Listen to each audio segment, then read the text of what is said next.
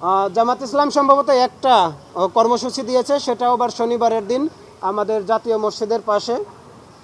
আর সেই কর্মসূচিতে তাদের যে পরিমাণ হুঙ্কার আমরা দেখেছি, আর একটু বাড়িয়ে হুঙ্কার যদি তারা সংসদ ভবনের পাশে দাঁড়িয়ে দেয়, আমার মনে হয় যে জুলাই সনদ বাস্তবায়ন করা সম্ভব। আমার কথাটা বুঝতে পেরেছেন?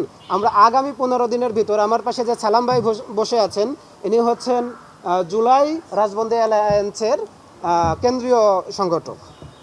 এদের সংখ্যাও 25,000-এর উপরে ছিল, যাদেরকে সরকার এখন পর্যন্ত মনে করে নাই যে এদেরকে একটু স্বীকৃতি দেওয়া দরকার। এদেরকে, যাদের বিরুদ্ধে এখনও মামলা আছে, সরকার প্রয়োজন মনে করে নাই তাদের মামলাটা নিয়ে, তাদেরকে একটু এই মামলাটা নিয়ে সহযোগিতা করা দরকার, আইনি সহায়তা দেওয়া দরকার। এরকম আরও লক্ষ লক্ষ মানুষ আছে। আপনারা শ্রমজীবী পাবেন, রিক্সাওয়ালারা পাবেন, পথশিশু পর্যন্ত এই জুলাইয়ের যারা সহযোগিতা করেছিল। আমরা চেষ্টা করব আগামী 15 দিনের ভিতর ছোট ছোট দলকে একত্রিত করে, এবং যাদেরকে আপনারা কখনোই সামনে দেখেন নাই এবং জুলাইয়ে তাদের যথেষ্ট অবদান ছিল, তারা আবার ফিরে আসবে রাজপথে। আমরা কখনোই সরকারের বিরুদ্ধে আর আমরা কোনো রকম কোনো কর্মসূচি দিতে চাই না।